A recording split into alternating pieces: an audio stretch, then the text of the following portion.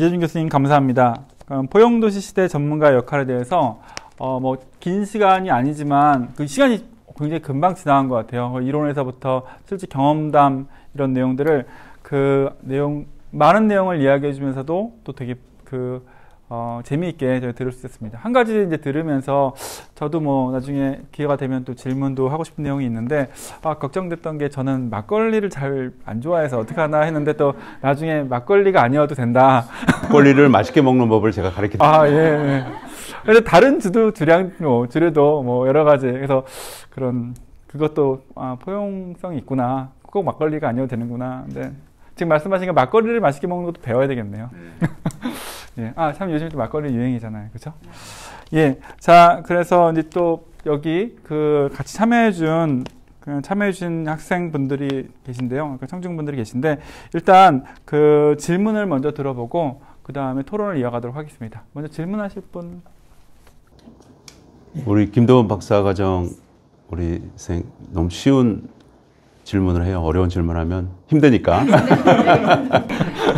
네, 서울대학교 협동과정 적용학 박사과정에 재학 중인 김도훈이라고 합니다.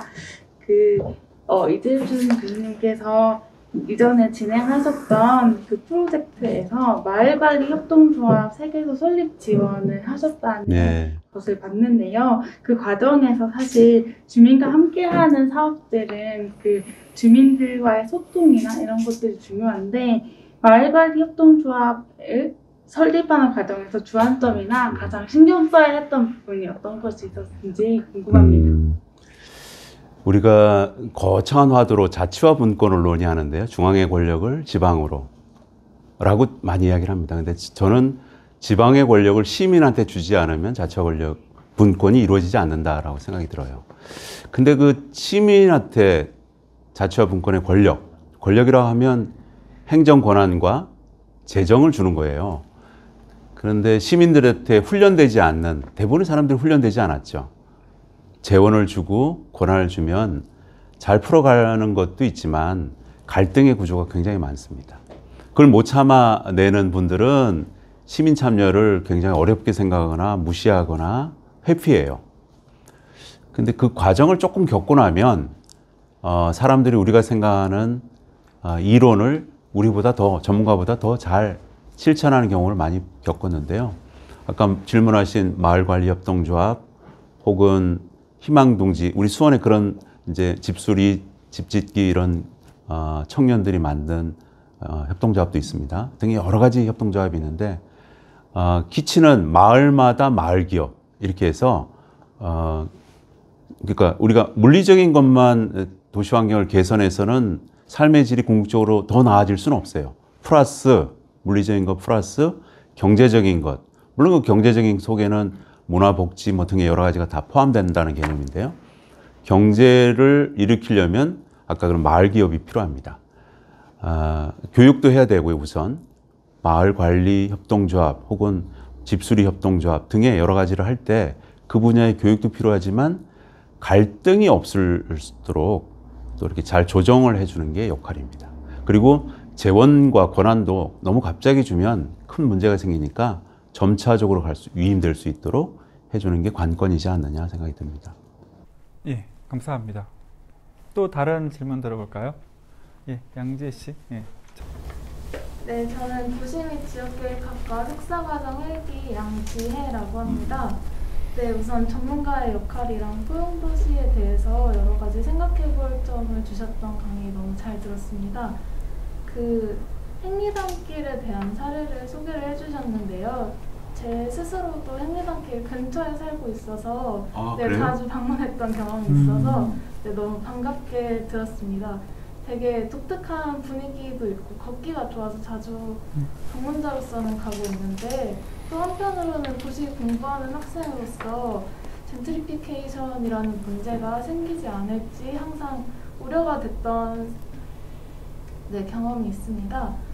네, 특히 이런 젠트리피케이션이 미치는 부정적인 영향을 완화하기 위해서는 어떤 수요자나 시민이랑 그리고 또 관이랑 이런 협치 차원의 노력이 필요할 것으로 생각이 되는데, 혹시 그런 사례가 있었는지 설명을 해주시면 좋을 것 같고 또 그런 사례에서 있었던 한계점, 보완할 점을 말씀해 주시면 감사하겠습니다. 예, 아주 좋은 질문을 주셨어요. 우리 모두의 숙제 같아요. 제가 가장 그 행리단길을 만들고 나서 지금 이렇게 관찰을 해보면 가장 가슴이 아픈 게 젠트리피케이션입니다.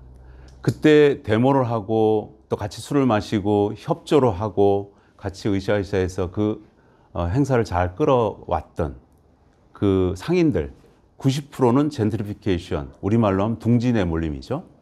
다 나갔습니다. 왜? 그 지역이 점차 집가도 오르고 임대료도 오르니까 그 임대료를 지불할 능력이 없어서 나가는 거예요. 그래서 한 90%가 다 없어지고 새로운 업종, 카페, 와인바, 뭐 젊은이들이 좋아하는 것으로 다 채워지는데 그걸 막지 못해요. 못했어요. 그게 가장 가슴이 아팠는데 그래서 다행히 이제 이 도시재생 사업을 보고 도시재생 뉴딜이라는 정책을 만든 문재인 정부가 인수위 때 저를 불렀어요. 이 설계를 해달라 그래서 이걸 어떻게 했으면 좋겠다라는 것도 세웠지만 제일 열심히 주장하고 방지해야 된다는 게 젠트리피케이션을 제가 목격했으니까 이걸 방지해야 됩니다라고 몇 가지 틀을 줬는데 임대차 보호법 말고는 만들어진 게 없습니다. 5년 동안 갱신하지 않는다라는 임대차 보험 말고는. 그래서 여전히 지금 젠트리피케이션을 막을 수단은 별로 있지 않아요. 그런데 그 이후에 재생사업이 이루어지고 또 그런 걸 많이 목격한 학자들이 젠트리피케이션, 둥지 내몰림을 우리가 방지를 해야 되는 건가? 라는 사회학자들의 의문도 있어요. 그러니까 도시가 변화하면서 진화되고 퇴보하는 과정에 있을 수밖에 없는 것이다. 다만 너무 많은 젠트리피케이션이 일어나면 그 안에 상행위를 하던 사람들의 여러 가지 억울함이나 또 생존 문제가 있으니까 그걸 공공이 조금이라도 좀 저해하거나 도와줄 수 있는 방법을 찾아주는 게 좋겠다라고 생각을 해서 몇 가지 저도 기법을 이야기하고 또 좀 연구들도 많이 하고 있는데요. 실제는 적용이 잘 안 되는 것 같습니다. 그래서 여러분들이 젠트리피케이션을 어떻게 방지해야 될지 고민하시고 제안하시고 직접 실천했어요. 뭐 자연스러운 현상이지만 방지는 좀 해야 됩니다. 도와줘야 됩니다.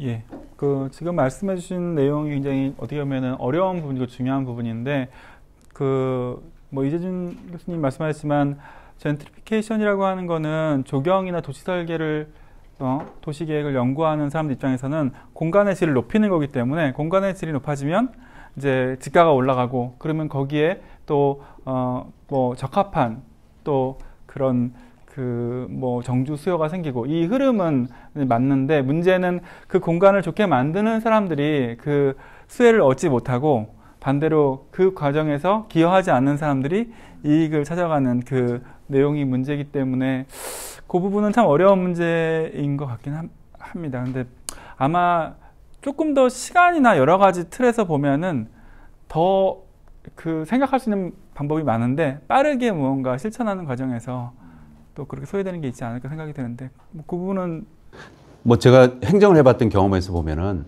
그 자연스러운 형상을 막으려고 하는 필요는 없이는 자연스럽게 흘러가되 다만 내몰리는 사람들을 위해서 일정 공간의 장소에 그분들이 다시 상행위를 할 수 있거나 뭔가 이렇게 다른 업종으로 전환을 시키거나 하는 교육과 지원을 해주는 프로그램이 있어야 될 것 같아요. 그것을 제도적으로 만드는 필요가 있는데 아직 거기까지는 이르지 못하는 게 우리 한계입니다. 저희 과제이기도 하겠네요. 여러분 만들어 주세요. 네. 양지혜 씨 열심히 공부해 주세요. 또 다른 질문. 네. 안녕하세요. 저는 협동가정 조경학 박사과정의 송광열입니다. 이제 질문입니다. 포용도시 소셜믹스의 일환으로 임대주택과 분양주택을 혼합하여 주거단지 개발이 이루어지고 있습니다. 초기의 정책 목적인 사회통합과 낮은 소득계층 사람들이 자활의지에 대한 동기부여를 가지고 시행하여 왔으나 한 연구에 따르면 분양주택에 사는 사람이나 임대주택에 사는 사람들 모두 소셜믹스를 반대하고 있습니다. 그에 따라 임대동과 분양동의 아파트 도색을 다르게 하거나 단지 내 주요 시설들의 이용에 있어서 문제가 지속적으로 발생되고 있습니다. 이에 본 질문자는 포용적 성장에 있어서 물리적으로는 가까이 있지만 심리적으로는 가장 멀리 있는 공동주택에서 생기는 사회적 갈등을 해소할 수 있다면 다른 단위의 유형으로도 포용도시로서의 확장이 가능하다고 생각되며 그 해결책으로는 여러 가지가 있겠지만 하나 도시 조경의 입장에서는 도시농업이 있다고 생각을 합니다. 도시농업을 통해서 서로 다른 계층 간의 이해를 돕고 공동체 의식을 형성할 수 있도록 하면서 여러 경제적 기능과 환경 기능을 이루도록 하는 것이 조경 분야에서의 역할이라고 생각을 합니다. 이에 따라 포용도시 시대에서 도시농업을 조성하고 운영하는 데 있어서 조경 전문가의 실질적인 역할은 어떤 것이 있을지 궁금합니다. 박사과정생이시죠? 논문을 쓰시는 건 줄 알았어요. 좋은 지적이에요. 저희가 이제 텃밭을 가꾸고 정원을 만들고 공원을 만들고 또 요즘은 이제 특화된 수목원도 만들고 등의 여러 가지 행위를 전문가들이 많이 하는데요. 과거에는 뭐 조경 전문가들이 수요를 받아서 설계하면 그분들의 창작에 의해서 만들어졌잖아요. 근데 어떤 거는 그럴 필요도 있어요. 그런데 저는 아까 거버넌스나 생태적인 거나 또 스마트한 그 원리 포용 시대에 맞게 그걸 가려고 그러면 수요자들과 같이 함께 하는 게 좋을 것 같아요. 어린이 놀이터도 어린이들과 같이 설계하면 더 좋은 아이디어가 많이 나옵니다. 아까 말한 텃밭도 마찬가지고요. 수요자들, 텃밭을 가꾸는 수요자들 있잖아요. 그분들의 욕구에 맞춰서 하면은 또 전문가의 창의력이 결합된다면 더 좋은 아이디어가 나와요. 대체로 시민 참여를 이야기하면 그럼 전문가들은 뭘 하냐 그러는데 전문가들은 리더를 하는 겁니다. 갖고 있는 지식과 또 창작적인 것을 공유를 해서 그분들의 욕구를 끌어내서 더 나은 창작을 하도록 하는 것이 저는 시민 참여의 핵심이라고 보는데요. 공원도 마찬가지고 텃밭도 마찬가지고 놀이터도 마찬가지고 심지어는 특화된 수목원이나 뭐 식물원도 그렇게 가는 것이 시대 정신에 맞다. 아까 임대주택을 이야기하셨는데요. 사회적 공유를 지금도 주장하고 있지만 20년 전에도 30년 전에도 제가 30년 전에 주택연구소라는 데서 그 연구를 했었어요. 지금도 또 논의되고 있잖아요. 해결 방법이 아주 뾰족하게 있지는 않습니다. 사회 문화적으로 아까 같은 우리가 늘 제일 관심이 있는 텃밭, 정원, 공원 이런 것을 같이 공유하고 관리하고 그러면 이 시설, 덕으로 가려진 시설에서 좀 더 나아진 소셜 커뮤니케이션이 일어날 거다라고 생각이 들어요. 역시 우리 송광열 박사과정생의 몫입니다. 예, 감사합니다. 또 다른 질문 들어볼까요? 예. 안녕하세요. 저는 환경조경학과 석사과정 2학기생 박드림입니다. 오늘 포용도시 시대 전문가의 역할로 유익한 강의 해주시고 화두 던져주셔서 정말 감사합니다. 제가 개인적으로 드리고 싶은 질문은 모든 시민들이 도시의 공적 공간을 공유하고 참여의 보장, 다양성을 인정받는 포용도시에서 특히나 다양한 도시민들이 스스로의 생각을 제안하고 나누며 해결하는 과정이 매우 중요하다고 느껴졌습니다. 따라서 주민 거버넌스 운영 사업과 주민 역량 강화 프로그램, 앞서 말씀하신 도시대화 프로그램 등이 이를 수행하는 마당의 역할을 해낼 수 있다고 생각을 하는데 실제 사업 내에서 다양한 구성원들이 이 프로그램에 참여하고 있는지 그리고 주민 역량 강화 프로그램에서 구체적으로 어떤 요소들을 강화하고자 어떤 교육이 제공되고 있는지 궁금합니다. 시민 참여가 우리 사회 곳곳에서 많이 일어나고 있습니다. 그런데 이제 본질적으로 차이는 참여를 시키는 과정이 아까 협력적 거버넌스냐 제도적 거버넌스냐 두 가지 이야기를 했는데요. 대부분 협력적 거버넌스에 머물러 있어요. 정보를 제공하고 논의 구조를 만들어주고 의견을 들어주는 정도지 그분이 결정을 하게끔 못해요. 많은 교육도 합니다. 도시재생 뉴딜 사업의 1번이 주민교육입니다. 주민들의 참여를 이끌어나고 그런 도시가 있다면 제일 먼저 지원을 해줘요. 그러니까 사회적으로는 그게 형성이 돼 있습니다만 지금 이제 앞으로 나아가야 할 그 거버넌스나 참여의 문제는 이걸 제도적으로 어떻게 끌어내느냐의 문제입니다. 근데 모든 걸 제도적으로 의사결정을 하라 그러면 또 그것도 혼란이 있겠죠. 근데 적절하게 지금 구조에서 제도적 의사결정을 가야 될 것은 거버넌스를 그렇게 끌어가지고요. 또 논의구조로만 갖춰야 될 건 논의구조 갖춰줘야 되는데 저는 한 발짝 좀 더 제도적으로 끌고 갔으면 좋겠다라는 생각이고요. 교육과 또 제도와 이런 것이 적절하게 보장이 된다면 참여는 조금 더 많이 이루어질 것 같다. 그렇게 생각이 듭니다. 예, 감사합니다. 저는 이제 오늘 이재준 교수님 강의해 주신 많은 내용 중에서 전체 이제 여러 이제 얼개들이 있지만 가버넌스와 그다음에 살고 있는 사람들에게 많은 권리도 주고 의견도 듣는 이런 게 중요하다. 그게 모든 거랑 다 연결되는 말씀을 하셨는데요. 저는 이제 그런 생각을 해봤어요. 그러니까 지금 거버넌스, 그다음에 시민 참여라고 하는 것이 우리가 이제 도시계획 설계를 하는 데 있어서 선택적인 사항일까 아니면 필수적인 사항일까 이걸 고민을 해봤는데 최근에 여러분들 뉴스에서 보면 그러니까 상식적으로 이해되지 않는 여러 사건 사고도 많고 그 다음에 우리나라가 제 기억에 의하면은 지금 현재 1인 가구 수가 40% 세대수가 넘어간다고 이렇게 하는데요.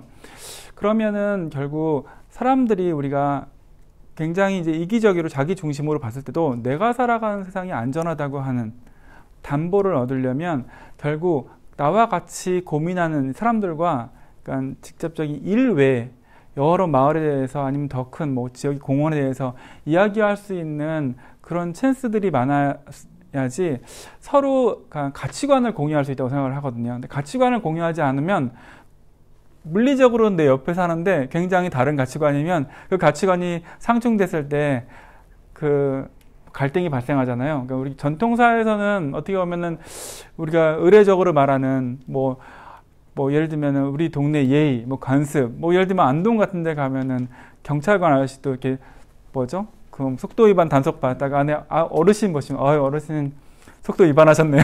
이렇게 뭔가 이렇게 가까운 소셜 캐피탈이라고 하죠. 이제 그것을 우리가 배양해야 되지 않나. 그래서 저는 이제 필수적인 사항이라고 보거든요. 그래서 이준 교수님은 그거에 대해서 어떻게 생각하시는지 좀 더 고견을 듣고 싶습니다. 아까 가버먼트에서 거버넌스로 권력 이동이 되고 있다는 말은 국가 중심주의, 국가라는 건 이제 중앙정부나 지방도 마찬가지인데 그게 국가라고 보면 국가 중심주의 권력에서 이미 시민사회로 넘어가는 거예요. 과거에 산업혁명 이후에 1차 시민계급이 생겼고 민주화, 우리나라 같은 경우는 민주화 87년도 이후에 민주화라고 30년이 지났다 그러는데요. 그런 민주화, 곳곳에 전 세계 민주화 혁명이 일어나고 나서 시민 권력이 일어나고 나서 시민들의 의견이 중요해진 거죠. 근데 사실은 투표로서의 민주화는 이루어졌는데 일상생활에서의 민주화는 일어났느냐? 일어나지 않은 것 같아요. 지금 교수님께서 말씀하신 모든 영역에 사회적 자본, 소셜 캐피탈을 늘리려면 그런 관계 형성에 조금 더 우리가 의식적으로 제도화시키고 또 인정을 해줘야 될 것 같아요. 우리가 하는 전문 행위도 마찬가지예요.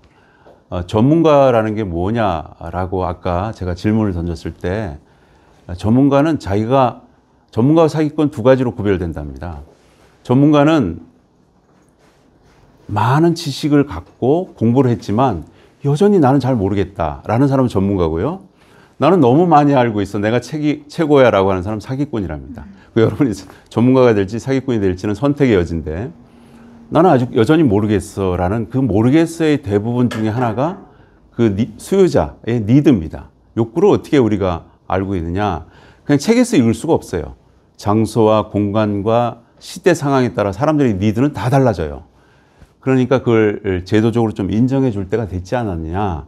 그래서 커리큘럼도 그렇게 참여를 학습할, 또 소통을 학습할 그런 커리큘럼도 대학에서 필요하고 또 제도적으로도 그걸 보장해주는 시스템을 보장해주고 모든 과정, 우리가 일하는 과정에서도 그걸 반드시 집어넣어서 단순히 설문조사나 그냥 공청회 정도의 수준이 아니라 그게 일종의 참여거든요. 소통이거든요. 그런 원시적인 소통 기구가 아니라 조금 더 첨예한 이런 제도를 만들어줄 필요가 시대적으로 있다라고 생각이 듭니다. 예, 감사합니다. 혹시 또 추가적으로 여러분들 질문 있는 사람 있을까요? 예. 도시계획 공부하고 있는 박사과정생 조규원이고요. 계속 시민 참여의 중요성에 대해서 말씀 많이 해주셨고 그 과정에 전문가의 갈등 조정의 역할이 중요하다고도 하셨는데 저는 그 갈등 조정의 구체적인 상황이 좀 더 궁금해요. 그러니까 많은 시민이 참여하게 하고 그 시민에게 많은 기회를 줬을 때 분명히 그 시민 참여 내부에서 분파나 갈등이나 위계 질서가 또 생길 것 같은 건데, 그렇다면 정말 이런 갈등이 일어나는 시민단체 내부에서 정말 순수하게 수요를 읽어낼 수 있을까? 그럼 이런 구체적인 상황을 행정 전문가께서 겪으셨는지, 어떻게 해결하셨는지 이런 과정이 좀 궁금합니다. 예, 아주 간단하게 얘기했지만 굉장히 어려운 질문이에요. 케이스마다 다 다를 수 있고 또 이렇게 어려운 구조인데, 제가 겪었던 몇 가지 경험을 이야기해 보면, 우리 지역의 상수도 보호구역과 또 개발 제한 보호구역을 동시에 묶여 있는 주민들이 우리가 50년 동안 이렇게 묶여 있는데 더 이상 저수지가 하나 있었어요. 여기 저수 기능이 이제 더 이상 상수원 보호 기능을 할 필요가 없다. 팔당 땅에서 98%를 수도를 받고 있기 때문에. 그래서 이걸 해제해 달라. 그러면 상행위도 자유롭게 하고, 상행위는 못 해요. 보리밥집도 못 하고, 좋은 산속인데 또 뭐 집도 증개축도 제대로 못 하니까 이거 풀어달라 이러고 데모를 뭐 계속 했어요. 행정이 굉장히 곤란하죠. 그 장관 얘기도 맞고, 또 행정이 이걸 지켜야 될 논리도 맞고, 어떻게 하시겠어요? 제가 그때는 이제 부시장을 하고 떠난 뒤에였는데, 시장님이 이걸 어떻게 해결했으면 좋겠냐고 또 특별하게 자문을 구해서 비법이 있습니다. 수자원 보호, 그러니까 상수도 보호구역도 해제하지 않고 주민들의 욕구도 들어주는 방법이 있습니다. 어떻게? 상수도 보호구역 이렇게 선을 그분들 대지선만 이렇게 풀어주면 됩니다. 그게 제 아이디어였어요. 그러니까 전문가는 그런 아이디어를 내야 된다고 생각해요. 다만 이제 그때 그런 중간에 타협점을 어떻게 설득하느냐. 근데 그것도 이제 전문가의 저는 영역이라고 생각합니다. 그런 훈련을 받아야 돼요. 그냥 암만 낸다고 전문가가 아니라 그분들을 찾아가서 그분들과 대화하고, 또 그분들이 파도 여러 파가 있지 않습니까? 시위하시거나 반대를 하시는 분들도 여러 사람들 다 만나야 돼요.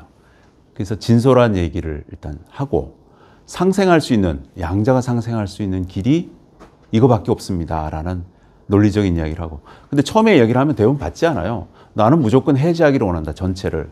논밭도 해제하기를 원하고 대지도 해제하기를 원하는데, 너는 대지만 해제하면 논밭은 나도 여기도 개발 행위를 하고 싶은데 라고 거부를 하거든요. 그럴 때 얼마나 진솔하게 다가가고 또 논리적으로 다가가고 또 여러 케이스들을 다 알고 설명을 해줘야 돼요.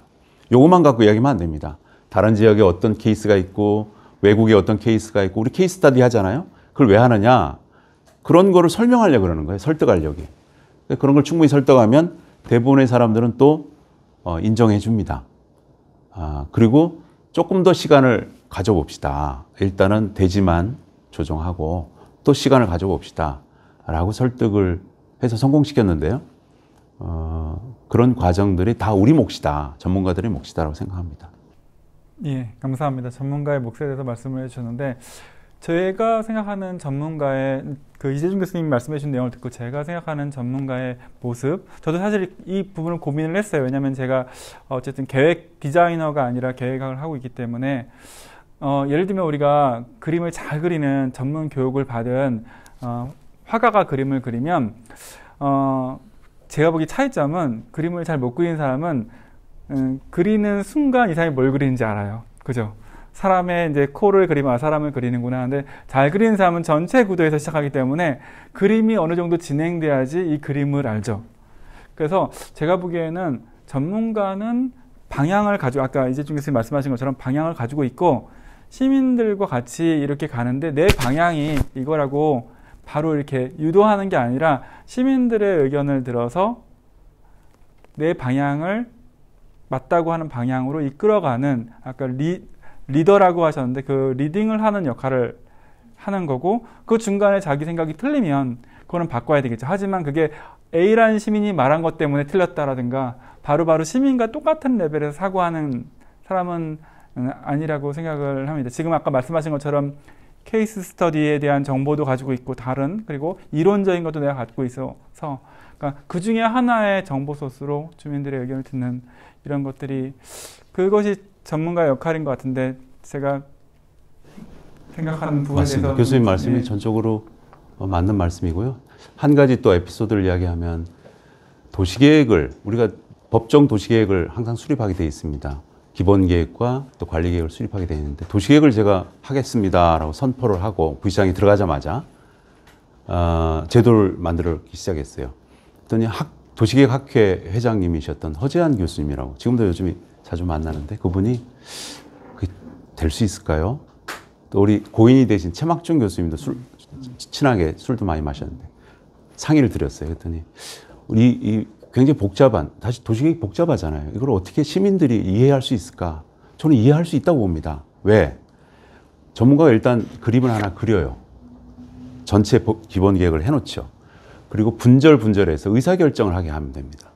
그러니까 요 단계 예를 들면 기본 구상, 뭐 토지 이용 계획, 뭐 아니면 뭐 공원 계획 이렇게 우리 분절이 있잖아요. 그 분절마다 전문가가 내세운 안을 갖고 대안을 이렇게 3개씩 내면 그리고 대안을 선택해 주십시오라고 하고 그걸 선택하기 위한 여러분의 의사를 설명해 주세요라고 했는데 그걸 제가 500인 원탁 토론했어요. 10명씩 토론해서 그 토론의 핵심을 의사결정하는 걸로. 그래서 도시계획을 다 완성했는데 결국은 처음부터 끝까지 과정, 기본계획 과정을 다 3개월 동안 그런 논의 과정을 거쳐서 결정을 했는데 다만 하나 토지이용 계획은 못했어요. 이거는 뭐 논의 구조를 통해서 할 수 있는 게 아닙니다. 다만 이 3개월 동안 이분들의 논의 구조를 들어보니까 토지이용 계획은 어떻게 해야 된다라는 과정은 전문가들끼리 할 수밖에 없어요. 또 그건 극도의 또 보완이 필요하기 때문에 그래서 그 부분만 제약은 다 했는데요. 그 부분까지는 언젠가는 해야죠. 지금처럼 소수의 권력으로 정보 권력으로 투기가 일어나거나 아니면 뭐 개발 행위를 하는 것을 막으려면 사실은 토지 이용 계획까지 공개하는 건 저는 옳다고 생각하는데 그게 아직까지는 조금 다가서지는 못했다. 지금까지는. 그게 우리 언젠가는 그렇게 해야 된다라고 비전이고 과제시네요. 예. 자, 오늘 이제 그 여러 장시간 또 이야기를 들었는데 질문이 더 있을 수 있는데 또 그 질문을 아껴서 또 다음에 또 기회 또 해야지. 또 이재준 교수님의 다음 또 그 기회 그 강의나 아니면 그런 기회들 우리가 기대할 수 있기 때문에 제가 마무리 멘트를 하고 그 끝내도록 하려고 합니다.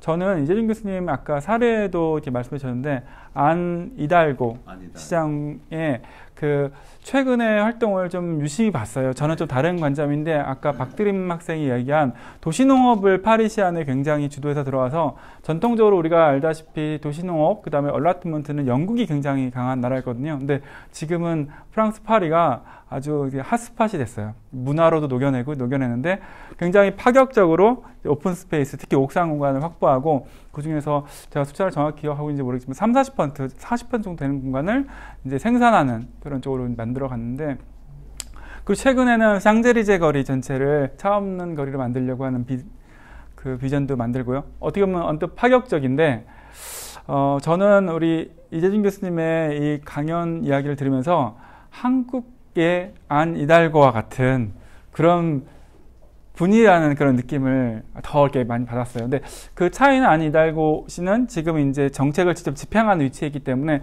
본인의 비전을 실현할 수 있고 많은 사람이 따라오죠.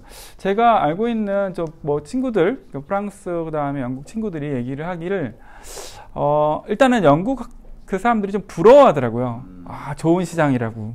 왜냐하면 시민님 아까 말씀하신 시민 수준에서 보면 굉장히 더 누릴 수 있는 것들이 많아지는 거거든요. 근데 이게 그 선거에서 일단은 당선이 돼야 되는데 된 걸 보면 대중의 의견도 그 방향으로 가고 있구나라는 거고 어떻게 보면은 똑똑한 시민들이 있으면 그 능력 있는 시장을 모시고 같이 좋은 도시를 만들어갈 수 있구나. 전문가나 시장 한 사람의 역할이 아니라 시민들도 같이 책임을 져야 되는 부분인 것 같아요. 그 책임과 권리가 같이 가는 거고 우리 이재준 교수님도 똑똑한 시민들이 더 빛을 발할 수 있도록 많이 이렇게 그 뜻을 같이 이렇게 할 수 있는 지지자가 됐으면 좋겠다는 생각을 합니다. 그리고 마지막으로 이 포용도시 연구는 아까 그 답변해 줄 때도 많이 내용이 있었지만 어떻게 보면 여기 답이 있는 게 아니라 환경대학원의 향후 과제이고 여러분들의 어떻게 보면 연구의 소재가 될 것 같습니다. 우리 사회가 빠르게 변화하고 있고 그리고 환경대학원이 각 시대에 맞춰서 그 역할을 해왔던 것처럼 지금은 이 화두를 가지고 더 많이 고민을 해야 되고 아마 이재준 교수님께도 더 많이 저희가 귀찮게 들어서 이야기를 듣고 하는 그런 기회를 만들어야 될 것 같습니다. 시청하시는 모든 분들도 이 내용에 대해서 재미있게 같이 공감해서 보셨으면은 개인적으로는 참 좋겠다 이런 생각이 들고요. 마지막으로 우리 이재준 교수님께 큰 박수로 감사 인사드리면서 감사합니다. 다음엔 막걸리 놓고 한번 했으면 좋겠어요. 고맙습니다. 예.